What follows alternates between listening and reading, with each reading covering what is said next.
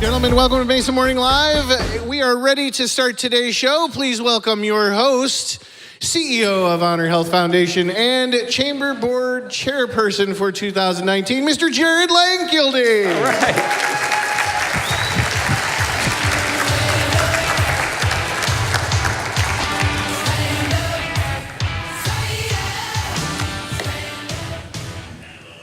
Well, welcome to Crescent Crown Distributing. You'll notice that indeed I am not Mark Cordes, nor am I Mayor John Giles.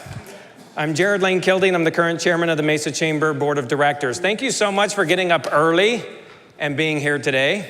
No better place to start your day than a beer distributor, right? All right, join me please in thanking our behind-the-scenes sponsors, including Alpha Graphics, Gateway Bank, East Valley Tribune, Ivan Martinez Photography, Cobblestone Auto Spa, International Minute Press, and Crescent Crown Distributing. Let's give them all a round of applause.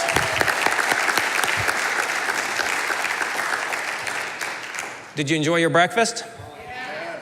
Well, let's give it up then for Artistic Touch Catering.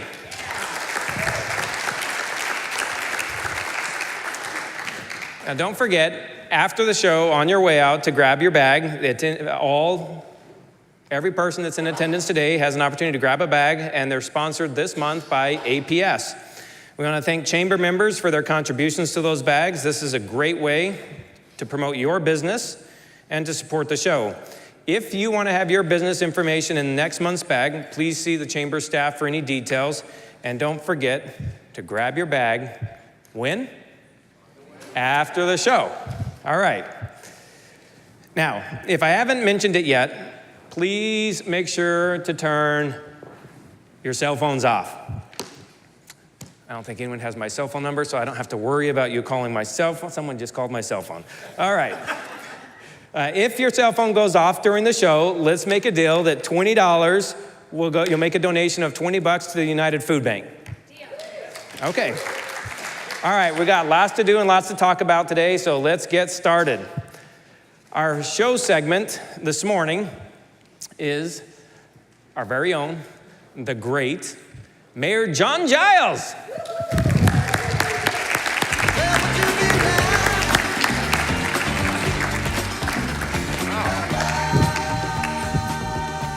Thank you. You surprised me because I'm not really supposed to be John. I think I'm always here as playing the role of somebody else. And today, I'm playing the role of Scott Smith, who couldn't be here, who's the director of Valley Metro, to talk about the opening of the next extension of the light rail into Mesa.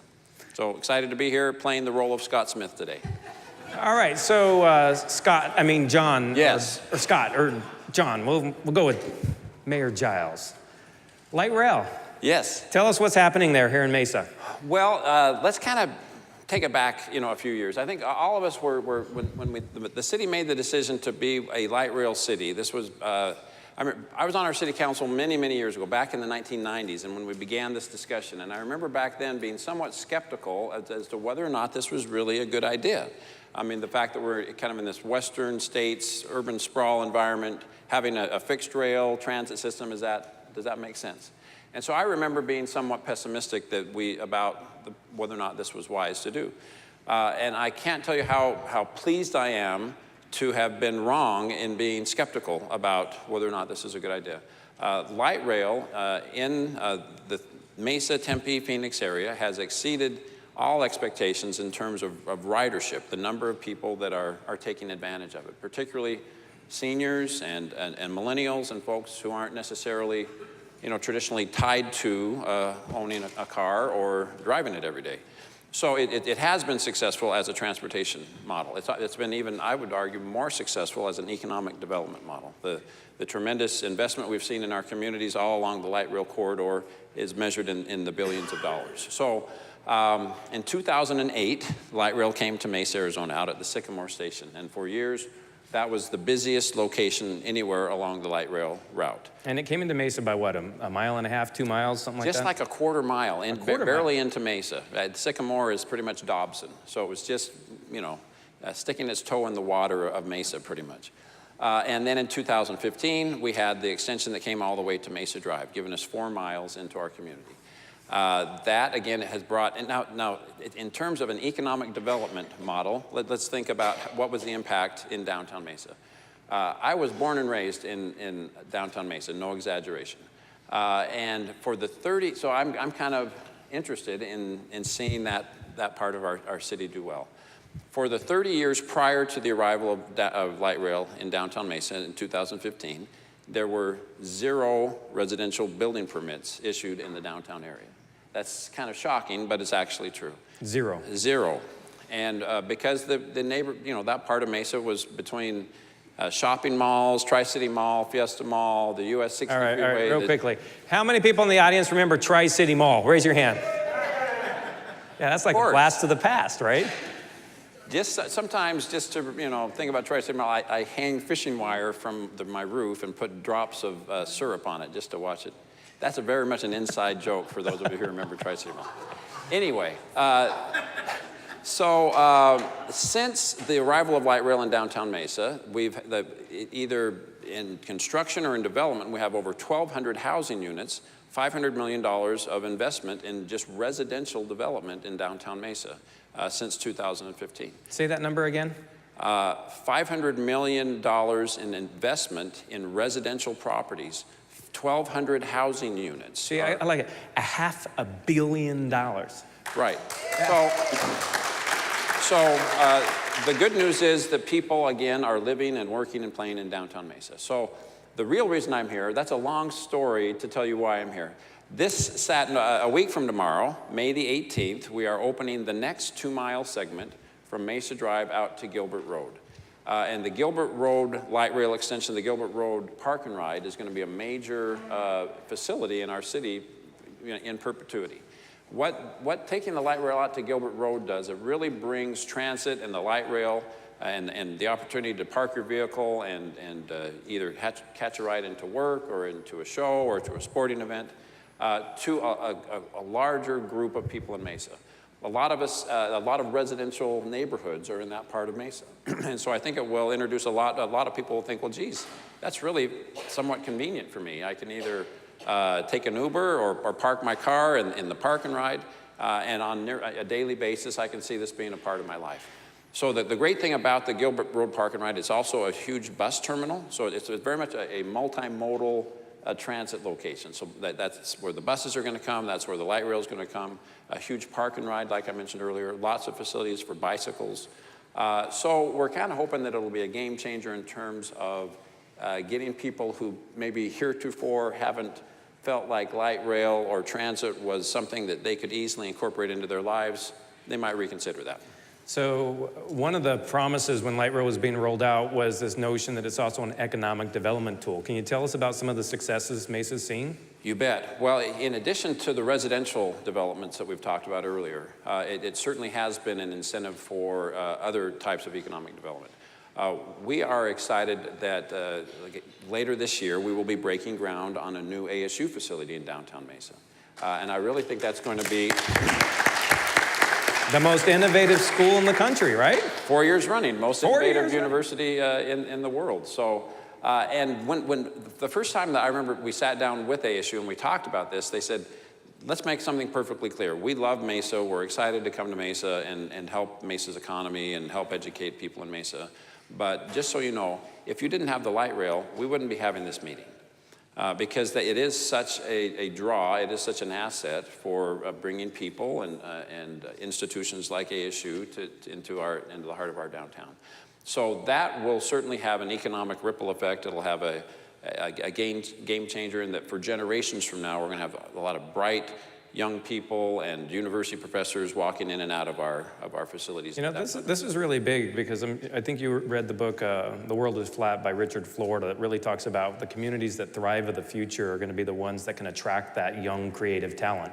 So Absolutely. This is a very strategic move on your part. You bet. Well, I think what we're all, Mesa is doing very well right now, but I think the biggest threat we have is that we get somewhat complacent and we stop trying to be progressive and innovative. And what we don't want is for Mesa to turn into that city that you come back and visit grandma and grandpa.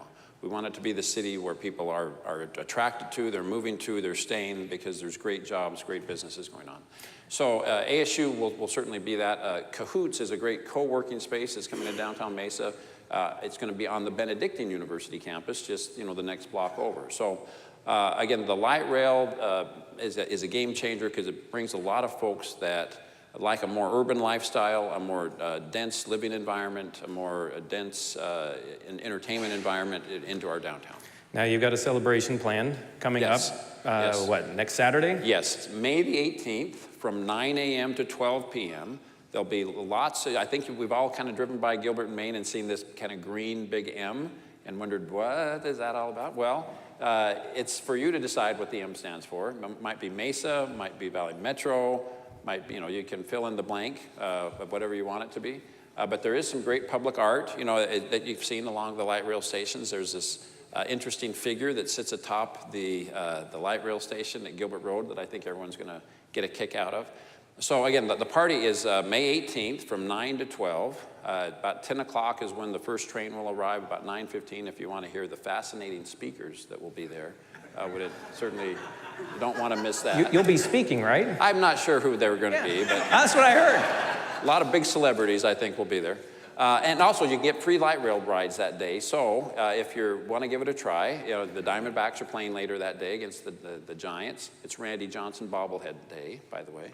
So come and get a free light rail pass and go watch the Diamondbacks play. See, I've got 6 children, so I've always got to economize, and this is like a free amusement ride. We're going to be there. Yeah, there you go. You'll be Dad of the Year if you do it. Awesome. Well, let's give it up for the great mayor of Mesa, Mayor John Giles. My pleasure.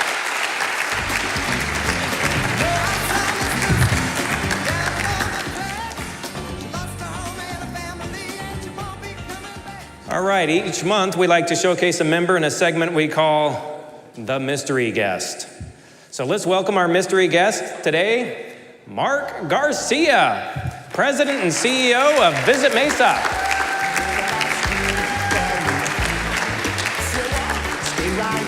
Good to see you. Yeah, likewise.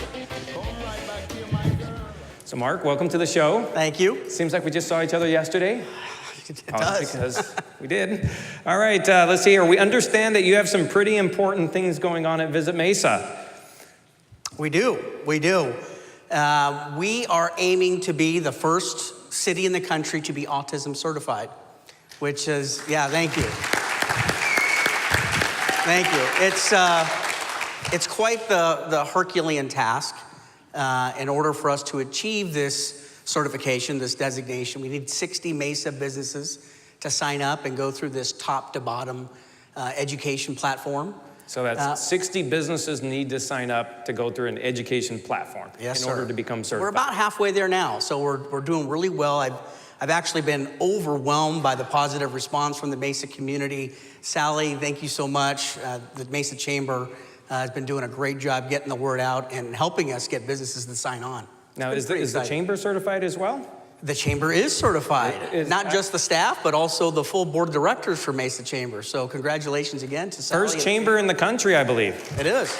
In the world, okay. We're going global now. All right, well, thanks for bringing this to Mesa.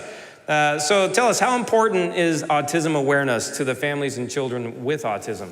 Well, this whole thing was born out of personal experience. So my son, who's 5 years old now, was diagnosed with severe autism at about 14 months.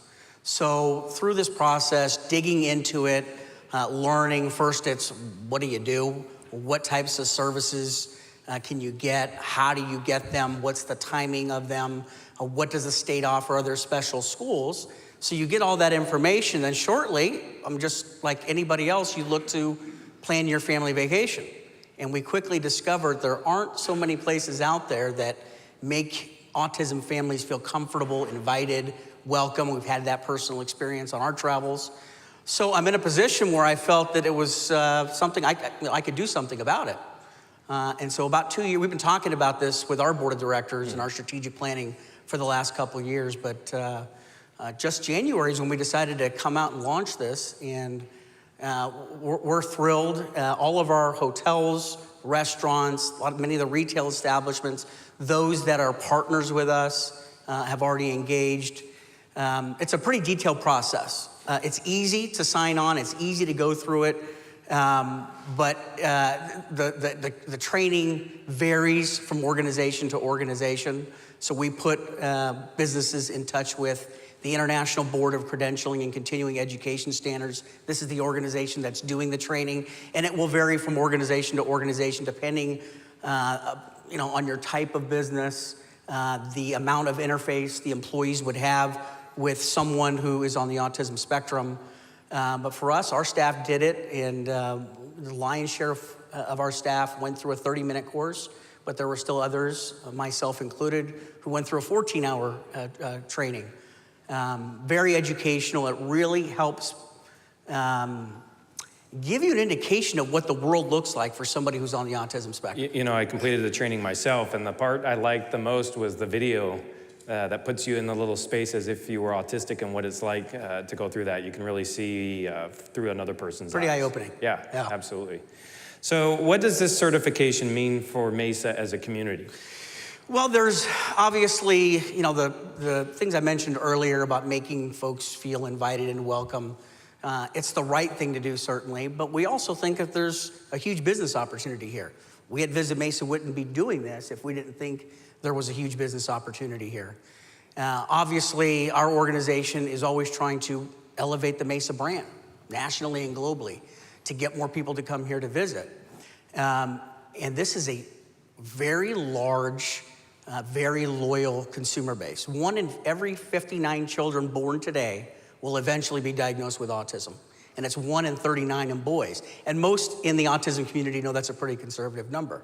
So we wanted to get out in front of it. And we feel it's a great vehicle for us to elevate Mesa's brand. And it is already the talk in our community and the DMO, Destination Marketing Organization community nationwide.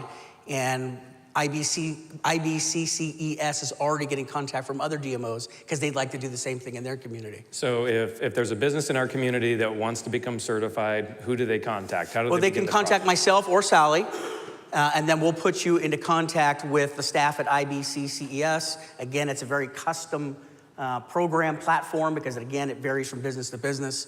From there, it's relatively easy. You basically provide all the staff members, their titles, and you indicate which level of training makes sense for your business for each employee. But you need 80% of all your employees who are front-facing, who are guest-facing, to go through the certification process. Okay, so if anyone's interested, they can just Google Visit Mesa or Mesa Chamber, reach out to them, and they'll get you all connected. That's it. Let's give it up for Mark Garcia. Thanks for having me. Appreciate it.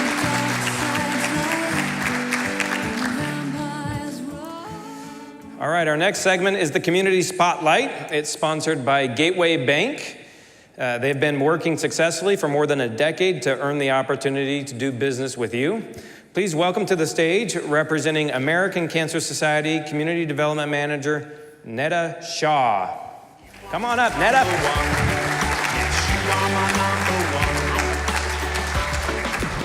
Hello. Thank you. You're welcome. Thanks for having me.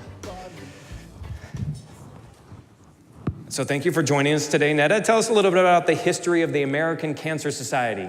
Yes, well, the American Cancer Society has been around for a very, very long time. Actually, back in 1913, we were known as the American Society of Cancer Control.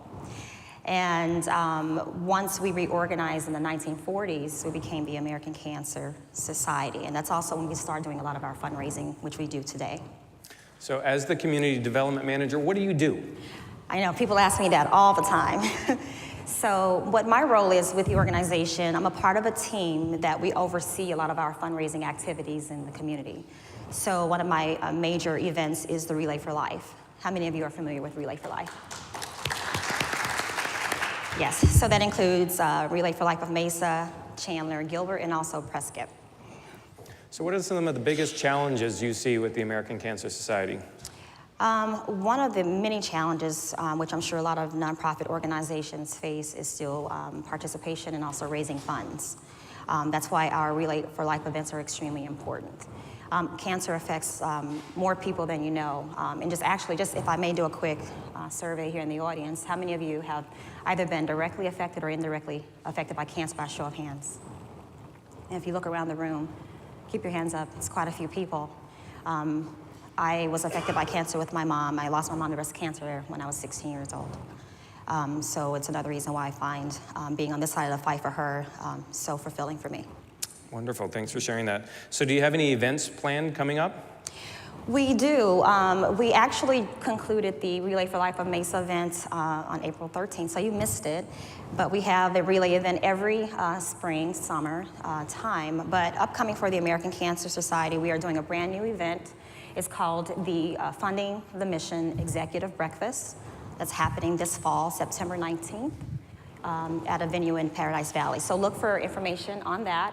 That event is going to highlight 3 of our many wonderful pillars, which includes HPV, education and awareness, ACS CAN, which is our action network, our advocacy side of the business, and also transportation. Right now, I'm not sure if many of you know some of the services that we offer, but just an example, when my mom was going through her treatments, we couldn't afford a wig for her because we just didn't have that in our budget, and it wasn't free. A lot of the services and programs that the American Cancer Society offers now is wig vouchers for men and women, also transportation to their appointments at no cost.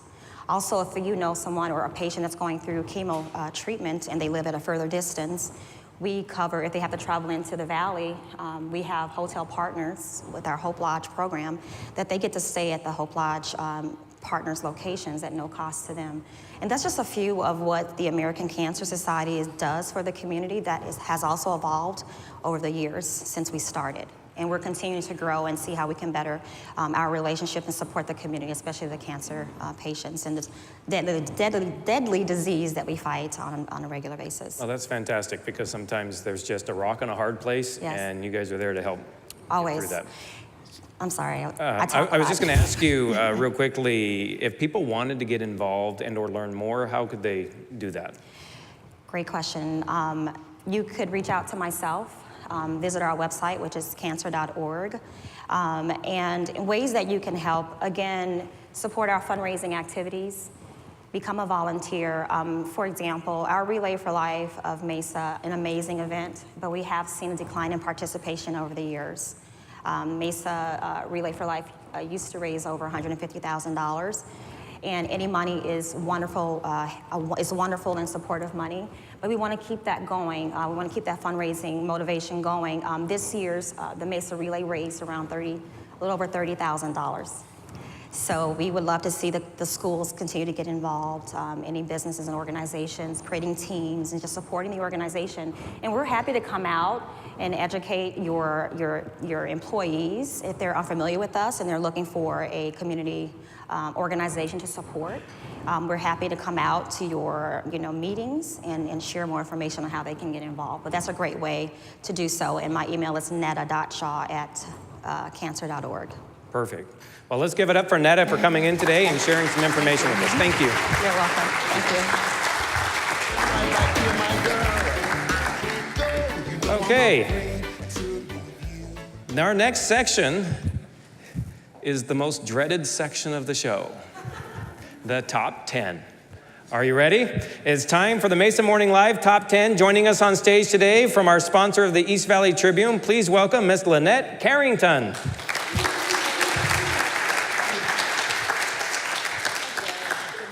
Good morning. Good morning. How So are Lynette, you? tell us what we're going to be talking about today. I think we've lucked out so far this year. It has not been super hot, but it's coming. You know it's coming. So my top 10 today are the top 10 ways that Mesa residents get ready for this heat that is coming inevitably. We know it's coming. We know it's All coming. right, this is going to be cool. Yes, it will. Okay. Good segue. Number 10, stock up on some brand new ice undergarments. Ice undergarments. Yeah, why not? Number 9 actually might be my favorite one. Move your AC repair guy into your spare bedroom and then pimp him out only to your favorite friends and neighbors. Mike from Ocean Air, that's you. Somehow that just smacks of scary. But all right. Hey, AC's at a premium. You gotta have a great running AC, right, Mike? Okay, number 8. For once, when you hear the letters ICE, it actually just means ice. Go figure. Number 7, keep a pair of oven mitts in your car's glove compartment. It's the best way to combat a hot steering wheel. And that's true. Number 6, stock up now on sunblock lotion with SPF 4,227. Gets bigger. That number gets bigger every year. Number 5, combat the heat with the frosted lemonade at Chick-fil-A at Mesa Riverview. It's a crazy cool combination of hand-squeezed lemonade and vanilla ice cream. It's really, really good. Number 4, make plans to turn that guest house into an igloo. Number 3, stock up your pool with dry ice. Number 2. Wait a minute, is that safe? I'm sure. Do we have a pool repair person here? It probably isn't safe, but it sounds like fun. I couldn't imagine like getting stuck to the block of ice in the water. Okay, number 2, and this is a real thing. Get your recipes updated for the annual Cooking on Your Car Dashboard Cookbook. You can actually cook on your car dashboard. Really, you can. It's kind of Like strange. fried cookies. Yeah. Solar fried cookies. Solar cookies. Organic, yeah, why not? locally produced, solar fried dashboard. Absolutely. Yeah. And you know it's safe because you cooked them in your own car, right? Right. Okay. And number 1, install a new shower attachment. You see it? Fantastic. All right. Fantastic. Let's Thanks, give it up Garrett. for the top 10.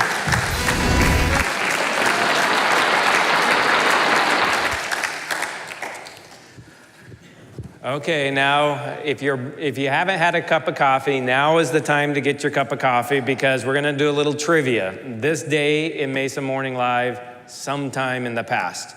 So it's time for this day in Mesa Morning Live. We're going to test your knowledge of Mesa Morning Live history. Please join me in welcoming to the stage for this segment, sponsor Mike Picard from Ocean Air.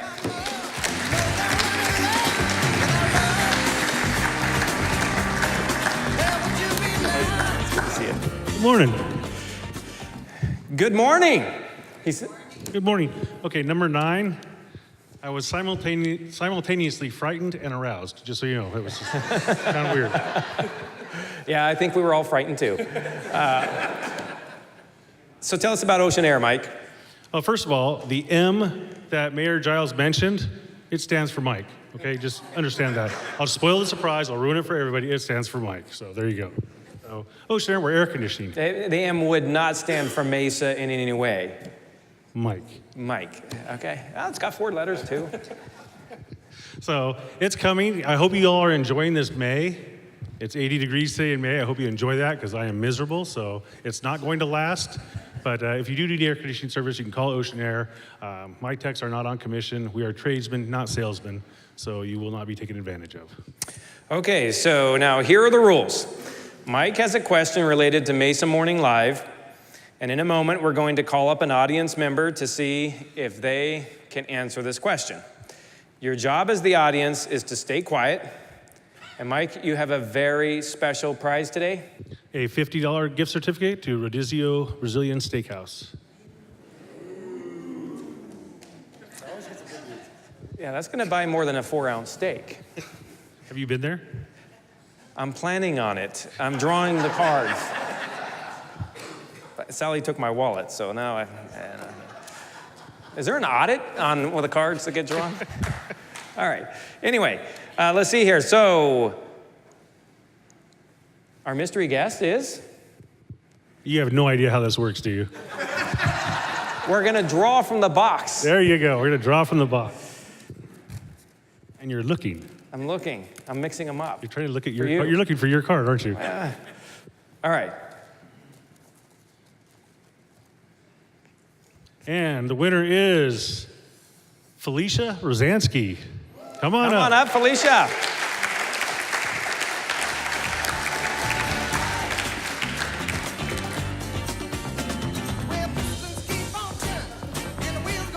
Well, good morning. Tell us about yourself. Love this. Well, I'm going to stare and make it awkward. no, please don't do that. I'm a realtor with Platinum Realty, and my husband, Steve, and I own Friendly Auto Centers in Mesa. We are the largest auto repair center in Mesa. Well, welcome. Thanks for being here. Oh, we just moved here. From? Chandler. She moved to the center of the universe. You saw the light. You came to the big M. All right, so your job is to answer Mike's questions correctly so you can win the prize that Mike brought with him today. But we're not going to force you to do it alone. All right, you can pick one member of the audience that's not me, a member of Channel 11 crew, or a member of the staff. So if you don't meet that criteria, raise your hand. All right, so you got basically the entire audience to choose. Nobody's raising hands. All right, raise them higher so she can know she can call on you. Everyone, if you're not a member of the staff. She needs it. She might get it. She's been here 2 months. All right, so you can call on them for a lifeline, and Mike only brought one prize, so if that person saves you, then you better get ready because the alternative is you take Mike home. Yeah, or no, you have to take Mike home with you. Pimp me out to your friends. All right, so here's the question. You ready? Okay, and well, today, Mayor Giles was representing Scott Smith. In April of 2017, he was actually interviewing Scott Smith. And this was the show right before Cinco de Mayo, so they had beverages. They drank beverages. What were those beverages? Now, I'll give you a couple of clues, because... Already? Well, hang on. It's 2 words. This beverage consists of 2 words. Beer is the last word. Purple guy. Purple guy. What is it? You actually have to answer the question. There you go. Congratulations.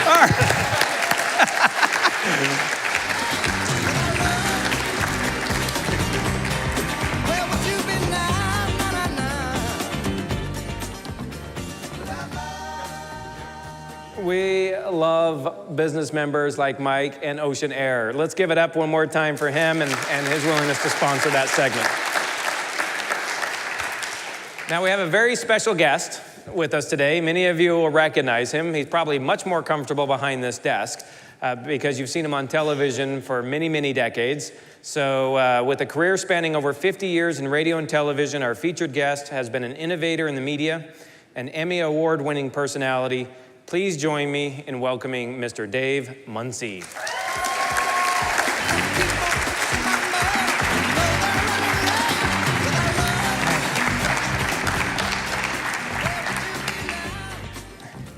Well, Dave, welcome to Mesa Morning Live. For those in the audience that may not know you, tell us a little bit about yourself. Well, I had a career here in Phoenix as the weatherman for 42 years. Thank you. Yeah. Okay. Was that like a boring job saying, it's sunny today?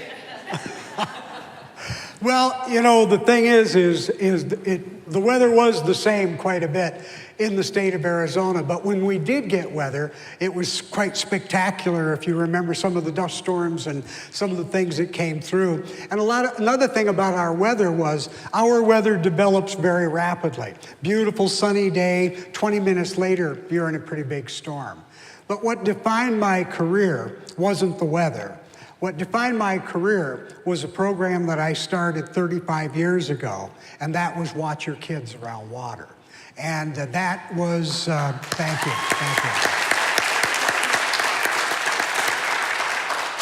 That program received a national Emmy in 1991 after we did a summer called Summer of Supervision. It also received the Governor's Award Emmy in 1996. Which was the Rocky Mountain Emmy, which is a local Emmy. It's the Arizona or the Southwestern Emmy division that got. We were very, very proud of the awards, but we were more proud of the fact that we think we saved some lives. That was the most important thing. And one of the things I'm here to talk about is a book that I wrote about my career, and the largest chapter in that book is entitled Watch Your Kids Around Water. And I talk about the program, how it got started. That's the number one question that people had for me throughout my career. How'd you get started in this thing? And it was because of the death of a 2-year-old child that was a child that we knew, and from a family that we had been acquainted with for a long time. But it didn't happen in Arizona. it happened in Minnesota. It happened at Detroit Lakes. And so it was kind of interesting that something that happened in Detroit Lakes, Minnesota, would then transform into a 38-year program called Watch Your Kids Around Water here in Arizona.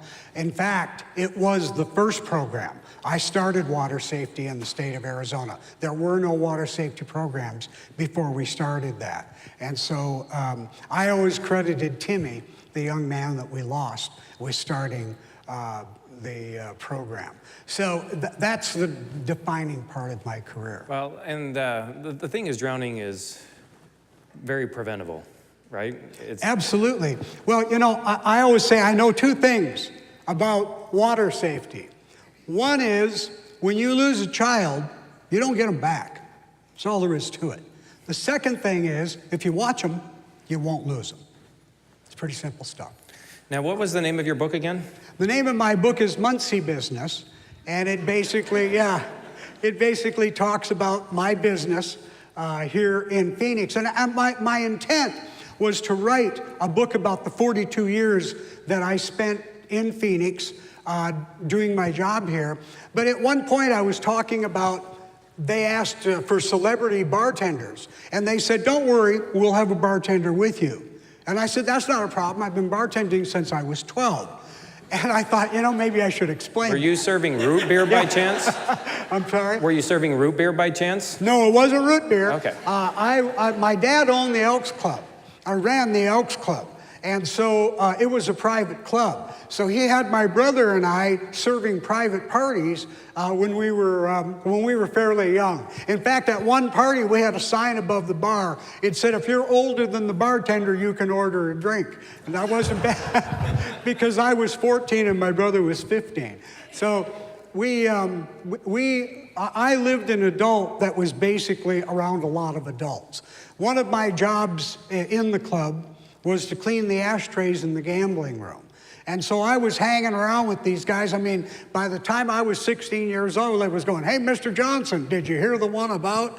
So I knew all the stories, I knew what was going on, and that sort of got incorporated into the book as well, because I wanted people to know where my personality came from. You know, how do you have a job in this business for 42 years? And you have to have a certain amount of personality to survive on TV that long. And I thought that I wanted to go back into my childhood and tell a little bit. One of my jobs, and it's a chapter in the book, I was the first designated driver that I've ever heard about. And I was driving the brothers home that had had too much to drink. And on the way home, they would tell me their life story. And then when we got home, they would reach into their pocket and say, don't tell anybody what I said. So it was kind of a lucrative thing for me, but I also had information on everybody in town. And one of the most important people that I gave a ride home to, and a man that I never accepted a tip from, was my high school principal. And I guess you can figure where that one's gonna go. It's in the book. But also, during my career, my job, I started my job at about the same time that we had microwave trucks and satellite trucks. They were just coming on. And we just started to do something that nobody had seen before. And that was live TV from the field. And they said, we want Dave to do the weather live outside. In fact, we had Dave's weather van. They gave me my own van. And they told me, they had a big meeting. And the news director stood up and he said, if they shoot the governor, I want this van doing the weather. I don't want it at the governor's mansion. Now, you have to understand, Eb Meekin was the governor at the time. So I'm not sure if they'd have done that with another governor, but that's how important the weather van and doing the weather live was, because I was in your backyard. I was on the street corner. We were doing all of these live reports. So these were the vans that have the huge antennas that come out of the top of it, right? That's the one, yeah. And then Arizona's known for its lightning storms. That's and you're true. out there with a huge antenna. Any stories? We only called off one shot. I only was afraid of getting hit by lightning once. And it was a pretty good storm.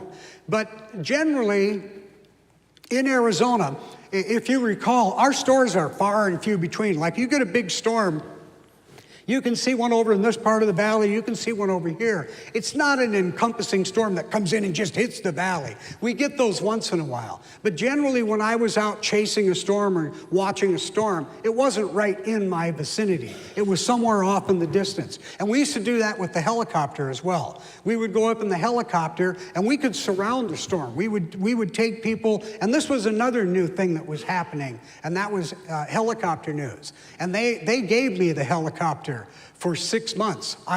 They hired a pilot, and I took the helicopter. That's a whole chapter in the book where I talk about, in fact, what I would do is I would go meet my friends for lunch. I would say, hey, meet me over, and I would call out to the mall or something closest to this restaurant, and I would say, do you mind if we land a helicopter out there? And they would say, back in those days, you just call the police department. They'd say, okay. In fact, my wife called me. We were talking one day, and she said, well, I have to go to Glendale to pick up these cushions that I ordered. And I said, I'll get them for you. Because we lived in Tempe. So I called the pillow shop, and I said, can I land a helicopter in your parking lot? And they said, sure. So then we called the Glendale Police Department and said, we're going to be landing a helicopter. They said, go ahead. So I went out and landed the helicopter, picked up the pillow cushions, and then I dropped them off at a church real close to our house in their parking lot. So it's a chapter in the book. You know, the weather patterns you mentioned are always kind of interesting, because I think this is the only state you can be in where it's raining on your house and you can call up your neighbor across the street and it's not raining at their house. And by the time you walk out the front door and get to their place, it's raining on their house and not your house. Yes, that's the way it goes. And that's what I was talking about, these storms hitting in different places at different times. Arizona is kind of like that. So you could put that big antenna up and you could literally track the storm and know if you were going to be safe or not. But you are right. Weather that was happening in one place might not have been happening in another. And I got that a lot. I would say, oh, the rain is coming down, and I would get all done and get a phone call. It's not raining in Apache Junction, so the next weathercast, I would say, it's not raining in Apache Junction, because it's raining cats and dogs in Apache Junction. So the storm had finally caught up to them. But yeah, that is a problem with when the valley is very wide, and when you're forecasting for an area that big, there are some places that are going to get rain and some that aren't. And in the valley, there are places that just never get rain, and some that just seem to get all of the rain. You know, the other phenomenon we've seen, we used to have dust storms, and now all of a sudden they've become haboobs. I never used the word haboob. It was never a word that was I ever saw in any textbook. It was never a word. It was a word that somebody came up with, I think somewhere in the 90s, the late 90s, and it became popular with some people, but I never used the word. And people pay attention to that, because I've got several letters and several phone calls from people that said, thank you for not using the word haboob. A lot of people complain about the word monsoon because they say that's not a desert storm. But it's the rain phenomena is very monsoonal, and so that's how it got the name. But there are people that don't latch on to these new names. They want to hear it called a dust storm. Okay, so one of the most controversial things I think you oversaw was this whole notion of when the monsoon season starts, right? I mean, it used to be by, you had to have so many days of humidity, and then it would start, and then I think the feds came out and said, no, we're gonna officially declare monsoon season starting this day. They started now, I think, on the 1st of May, and they ended on the 30th of September. It's just a date. It used to be you had to have 3 days of a humidity or a dew point of 55 degrees or greater. And you had to have 3 days in a row. And I'll tell you what happened with that. You would have 3 days in a row of humidity 55 or greater and declare the monsoon open. And the next day the humidity would be 4%. And then it would be 3 weeks at 2%. And it would be like, well, the monsoon's on, but there's no moisture. So they decided, let's just make a season, a dated season. And that, it drove you crazy trying to track that humidity and the dew point for those 3 days. It just took up all your time trying to make sure that you had that right and that it was actually up 24 hours for all that period. So yeah, it was almost a blessing when they said, let's just put a date on it and we'll end it with that. Did we just make $20? I think we just made $20.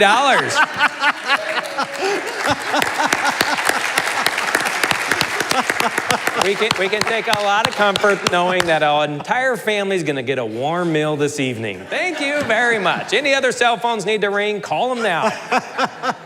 You didn't notice, but he jotted down $20 when I heard that, so they keep track. You know, one of the other things about the book, and one of the things that people that saw the end of my career didn't really see, and that was every time that I went out live, they wanted me to be with a celebrity. So they would hook me up with anybody that was in town. And it was interesting because a lot of interesting things happened. These celebrities would invite me up to their room. We would end up in a trailer waiting to go on and have long conversations. Buddy Sorrell and I, Buddy was the human joke machine, and he told me a couple of jokes that I can't tell you here. They're in the book. But I met Bob Hope twice. And we had the second time, the first time was in Vietnam, the second time was here in Phoenix, because we told the story of my meeting Bob Hope in Vietnam, and we did a story of it on Channel 10. And the next day we got a call from the Phoenix Country Club, and it was the masseuse, and he was Bob Hope's masseuse. And he said, I remember you from that trip because there were some things that happened during that trip when I met Mr. Hope. He said, I remember you, and he said, Bob is going to be in town in 2 months, and I'll get you two together. And so we had a private meeting where we got to sit down and talk for a while, and then I went out with him and while he played a hole or two of golf, and I went along with him. An interesting thing happened. We were standing on the putting green, and Lee Trevino came over and said, hey, buddy, take off your cowboy boots. So I had to take my cowboy boots off, and my socks were wet the rest of the day. But it was a small price to pay to do a couple of rounds, a couple of golf holes with Bob Hope. And that's another story that is in the book. Dave, how many years were you doing this job? Well, I was in the business for 51 years. I did here in Phoenix, I did 42 years. And of that, I started in radio. So 42 years with the same employer? As what? Same station, yes. Same station. And that also has never been done before. Nobody has ever been in an anchor position at a Phoenix television station longer than 27 years until I did my 42. So we think that's probably a record that's going to stand for a while. Yeah, the Guinness Book of World Records right there. Thank you. So in 42 years, you saw a lot, literally. Anything really stand out at the top of the list of like, wow?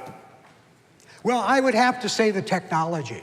And the microwave and the satellite trucks were the wow, and the ability to broadcast live from a helicopter. You know, Channel 10, right here in Phoenix, Channel 10 was the first station in the country to do a live shot with a microwave. It was the first station in the country to do a live shot with a satellite truck. We heard that Channel 12 had purchased a $600,000 helicopter for Jerry Foster, and it had all the bells and whistles. And we heard that on the next Friday, they were going to do the first helicopter shot in the country, live. Now see, this is pretty incredible because it's like you got competition on reporting that it's sunny. We didn't worry about it for a second. We took an engineer, we put a harness on him, we tied him to the front of the helicopter. He was leaning out of the helicopter with a microwave dish in his hand, and we shot down to a microwave truck on the street. That microwave truck shot back to the station. We did our shot on Thursday. We beat him by 24 hours. You will, in the book, you will see, there's a they sent us a note. Channel 12 sent us a note because we were doing a double signal, so it was a little snowy. And the note said, crude but live. So we were very proud of that. So we had the first satellite, the first microwave, and the first live shot from a helicopter. It's in the book. See, ASU's got nothing on you guys. You're the most innovative out there. We were doing it. It was a very exciting time to be in the business. I can't think of a time that I would have wanted to start a job here or anywhere with the innovations, with what was going on in technology. I mean, one day Bill Leverton was standing looking into Utah. I was down at Lowell Observatory looking into Mexico, and we did a double shot together. It's in the book. Okay, so where can we find this book? You can find it at a table right in the back. My wife and the editor of the book, Mary Lou, are back there. We will have the book on sale today. The book normally retails for $28 with tax. That's $30.27. We have them on sale today because this is a special event for $25, and we're not charging any tax. My wife is going to pick that up. All right. Right? Well, that's fantastic. So, you know, when I read a book, sometimes you just want to skip to the end for the best part. In the book, what's the best part? I'll tell you about this book. This book is 103 chapters. It's 440 pages. Sounds like a lot. These chapters are 1 or 2 pages. They are all in chronological order as far as my career went. Not one is tied to the other. You can pick this book up, go to a chapter in the middle, read it, go to a chapter in the beginning, read it. You're going to get the same thing out of it. You don't have to read it in order. You can take this book and put it down, come back 5 days later, pick it up. You're not lost because you're starting a new chapter. Most people that read the book tell me 2 things. They say, number 1, this is not what I expected. Number 2, they say it's the easiest book I've ever read. Because they read a chapter and go, well, that was so easy, I went so fast. Then they read another, pretty soon they've read 12, 13 chapters. I've had people call me and say, I read that book in 3 days because I always thought if I read one more chapter and then I'd read one more, then I'd read one more. So we think it's an easy read. My wife calls it a bathroom book. You can pick it up and put it down anytime you want. But it's a very easy read, even though it is a big book. And the reason it's so big is because I had to include everything about my career in it. There's a very interesting chapter. It's called Your Face is Your Ticket. Troy Hayden said that to me one day because we had gone somewhere and we had no way to get in. And when we walked up to the door, they said, sorry guys, we're all sold out. And I was behind the crowd. And as I walked up, he went, oh, Mr. Muncie, come on in. And Troy looked at me and he said, your face is your ticket. And so I wrote a chapter about that, but I wrote another little hitch to it.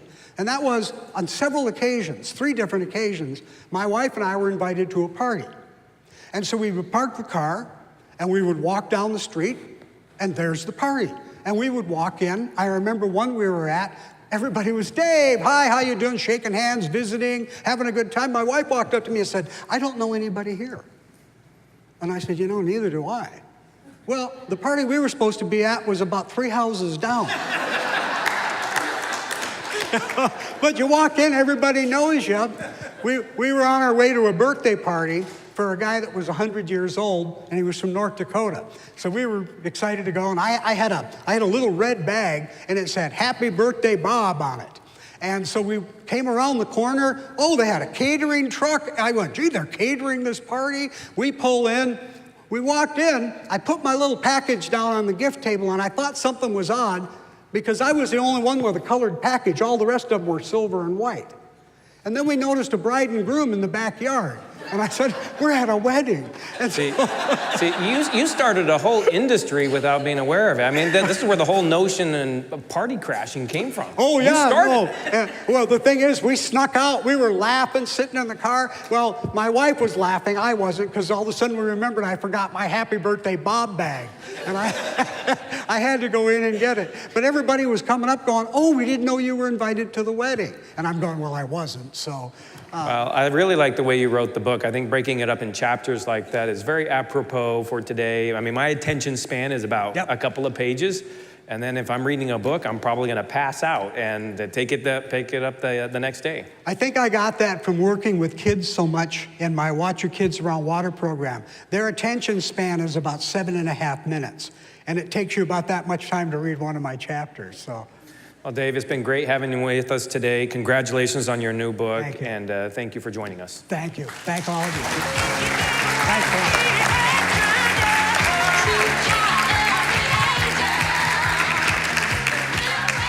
All right, we made it through the show. How about that, huh?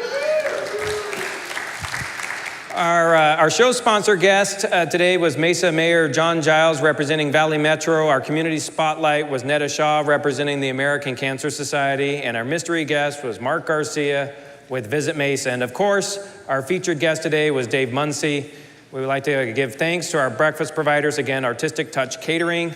Thank you to Crescent Crown Distributing for this fantastic facility in which they're hosting us today. And of course, thank you to all our table stop sponsors in the back of the room. And many thanks to the fine folks at Channel 11 for broadcasting this crazy event. And why don't you all go out and make it a fantastic day. Thanks so much.